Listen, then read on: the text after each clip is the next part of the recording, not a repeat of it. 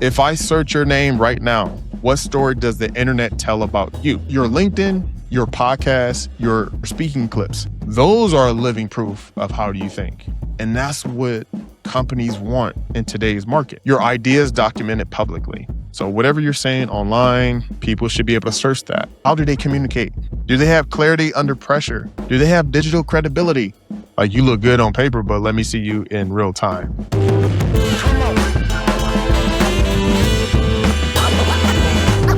All right. The resume is dead in 2026. Visibility is the new credential. Those are facts, right? All right. So in this episode, we're going to talk about your resume and how that's irrelevant right now. Okay. And what you need to do to position yourself for opportunities. Okay. So the difference we're going to talk about is, I know you're probably aware, but let me break it on home for you, right? A platform is going to prove who you are in real time. Executives aren't losing opportunities because they're unqualified. They're losing them because they're just not visible. And a resume is old, right? It's like theory. And a platform really gives the leadership more chances to see the real you in real time. Okay. So in this episode, we're going to talk about how hiring and promotions are influenced before interviews even happen. That's just the way it is, right? Like, even before that interview happens, like, people, leadership, recruiters, they want to see that you got motion. And are you searchable on Google? Can people search you? And boards, recruiters, like I just said, and decision makers validate that presence, right? So when they're reaching out, and they're getting those discovery calls, okay, this validates, what I'm seeing in real time based on what I'm seeing online and in this interview. Okay. So hear this out. This is a bar. I want you to pause what you're doing and let this sink in. So if I search your name right now, what story does the internet tell about you? Let that sink in. Okay. So I want to talk about why resumes don't create leverage anymore. And in this breakdown, I'm going to give you clarity on a resume. Like I said before, it's static, it's old, it's fabricated a little bit, right? Like, it looks, oh, cool, like all these numbers and cool. Is just so one-dimensional, written by you or agency. Someone probably, helped you write it, maybe AI, right? So, and it's filtered through HR, right? It's just a number. It's just what it is. Like, you look good on paper, but let me see you in real time, right? So that's what a platform does. A platform is dynamic. I want to take a pause for a second and talk about your confidence, right? You got the experience, the results, the credibility, but when it comes to putting your voice out there, fear creeps in. Who am I to do this? Does that sound familiar? That's imposter syndrome, and it's keeping you small.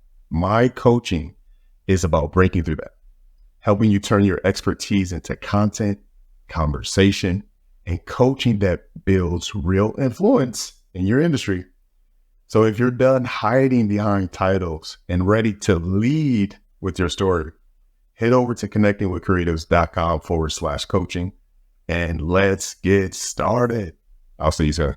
Like I said, you're searchable. Let me see, what podcast this leader has been on. Like, I can search this person on this platform, on this social media, on LinkedIn, their website, other outlets, right? And so you have social proof, but you're also, validated by third parties, right? You have evergreen content, publications about you, right? So that's how executives today are evaluated, right? Period. So these are the things that, leadership look for when hiring. Do they have thought leadership? Can we search something and find them talking about something passionately or thoughtfully? Can they communicate? How do they communicate?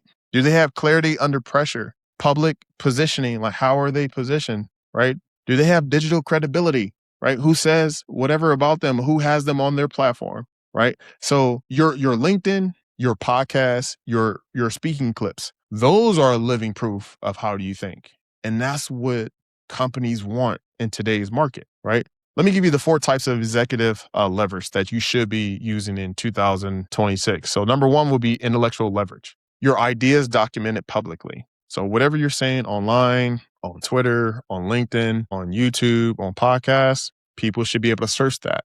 Okay. Social leverage. Who engages with you? Do you have respect of other colleagues in your space or adjacent to your space? Like, who endorses you? Who signs off? Who's going to promote you? Right? Who's going to give you that tap on your shoulder? Who does that publicly? right?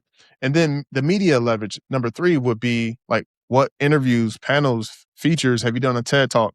Like, what do you have going on, right? And number four, distribution leverage. Do you already have an audience? Are they warm? Do they speak highly? Do they engage? That's power, right? So those four things are key, okay? So when you have distribution, you don't ask for opportunity. You don't. You attract it, but you have to be consistent. So you are doing yourself a disservice if you're staying quiet. It's just what it is. You can't hide anymore and have a high leverage leadership role. So the risk of staying invisible is detrimental to your career. You have to build a platform, because when you have a platform, you become irreplaceable. But if you don't have a platform, you become replaceable, right? And when you're not visible, you're going to depend on internal politics, and that just only takes you so far. It just takes you your limit. You're limited. So, and then you also lose negotiating power when you don't have a platform, and you have no portable authority. So you can't transition what you're saying on this platform or in this space to your other position. You can't. This is where you apply like pressure to your company, right? This is how you stay employed. So if your company downsizes tomorrow, does your influence leave with you? Think about that. Really think about that. So if you don't got juice like that, is that's because you're not speaking up in those meetings? You don't have anything to leverage on your behalf? That's not a good feeling. That I wouldn't want to be you. So if you're a leader who knows you should be visible, but you don't know where to start, that's where Coach J comes in. That's where I come in. I help executives take their invisible leadership or private conversations. I help them package that into a platform that meets them where they're at without quitting their leadership role, to integrate it into their life. So let's book a call, right? If this really resonates with you and you need to know how to pivot or how to leverage your expertise or package up your expertise, let's hop on a quick call to see if we're a good fit. But I've been able to help high performing leadership executives, founders, position themselves in a way to where they're generating revenue from speaking, from offers, from communities, from just advisory, from consulting roles, and to supplement or to be that bridge when they're ready to make that transition into retirement or full-time, entrepreneurship, if you will. So there's a transition, there's a phase that you have to have.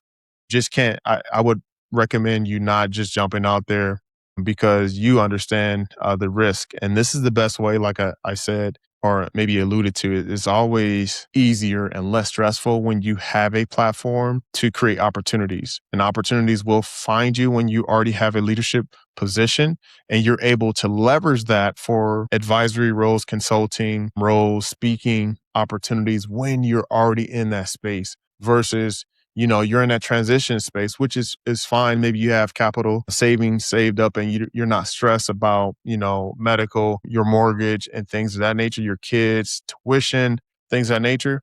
So it's always best to leverage your current role to put yourself in position to be irreplaceable, right? And you want to be able to shift on your terms and not on the company's terms. We get it. There's downsizing all the time, but this is how you position yourself in 2026 is by building a platform that you want to be a part of and that other people can find you and discover you and have a call or conversation about it, different opportunities. So if this resonated with you and you feel like you need some clarity on next steps, book a call. There's a link in the description to see if we're a good fit, to see if maybe now or down the road that we can have a strategy call on where you're at and, the goals that you want to achieve. All right. I'll see you guys on the next one.